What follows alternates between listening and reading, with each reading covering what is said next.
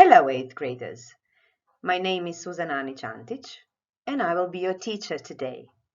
The topic of today's lesson are idioms with nature words. I hope you enjoy it. During and after the lesson, you will use the nature words in idioms. You will assume the meaning of an idiom based on the picture and context, make dialogues using the idioms, and create a poster with the topic climate action.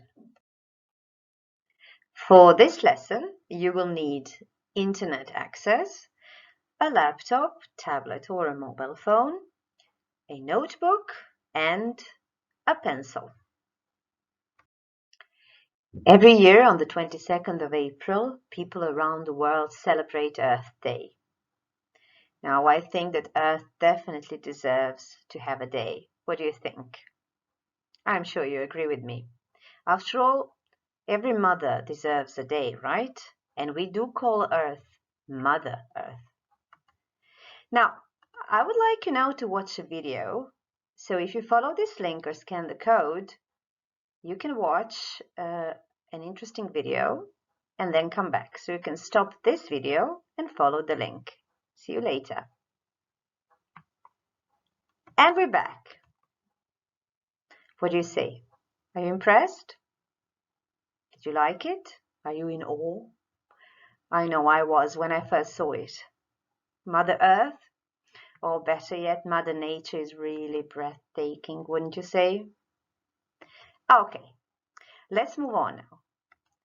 I would like you to do a little task, so please follow the link or scan the code and do the task concerning the video that you've just seen. After watching Julia Roberts speak for nature, I have two questions for you. The first one is, does nature need people? The obvious answer is, of course, no. But do people need nature? Also the obvious answer, yes. No matter what we do to it, nature always finds a way to regenerate. Yes, we absolutely need nature. There is no life without it, or without her. We need her so much that we even use her in a language. Take a look at this picture. A man beating a bush. Read a phrase. Beat about the bush. Do you have any idea what it means? Is it really taking a bat and hitting a bush? No, of course not. It is an idiom. It is a nonsensical sentence that has a completely different meaning than the words it is made of. And this precise idiom means, maybe you know, it means avoid talking about a difficult or embarrassing subject, speak indirectly, or in Croatian, okolišati. Take a look at these beautiful pictures of nature. Can you name them? Let's play and see. Please follow this link or scan the code and play the game. It will help you remember or learn some nature words. Now that you've revised the words or learned them, let's try to use them in idioms. Take a look at the sentences and the pictures. Which word comes here? To bark up the wrong tree. Not to see the for the trees. Woods. Yes. To nip something in the bud. To offer an olive branch. To hit the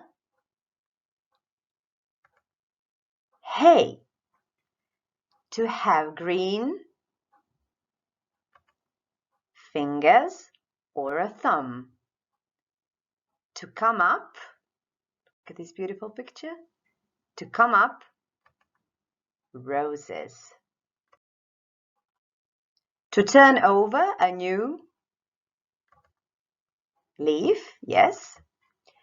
The is always greener on the other side. Grass. As fresh as a daisy. A needle in a haystack.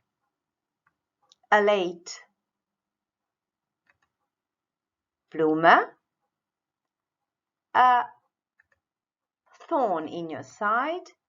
And the last one, a shrinking violet.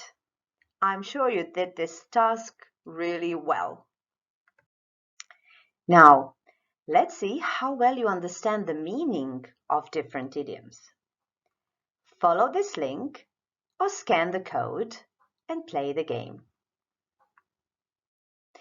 Now that you've learned the meaning of idioms in English, let's find their Croatian equivalents. You do remember that we do not translate idioms word for word. They wouldn't make any sense. Also, we can literally translate some of them to Croatian, but not all of them. Therefore, a needle in the haystack is translated literally igla u plaštu sjena. However, as fresh as daisy means nothing in Croatian if you translate the phrase literally. In Croatian, we say svjež kao rosa. So, let's play this memory game.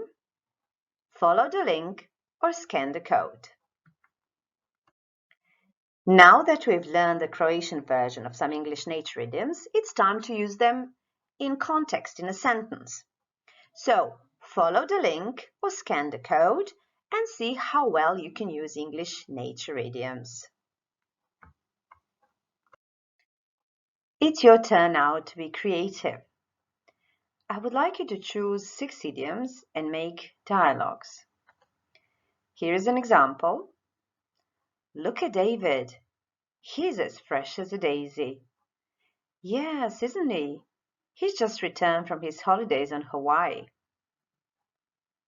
So you will have to stop the video now, take your notebooks, and write down your 6 dialogues. When you finish, take a look at the table and check if you have included all the necessary elements in your dialogues. So check if there is an idiom in every dialogue, if the context of a dialogue makes the idiom easy to understand, and see if you have any spelling or punctuation mistakes. Remember Julia Roberts from the beginning of our lesson, giving her voice to Mother Nature?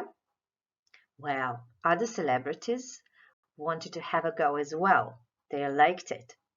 So they gave their voices to different elements of nature. And it's quite amazing, I have to tell you.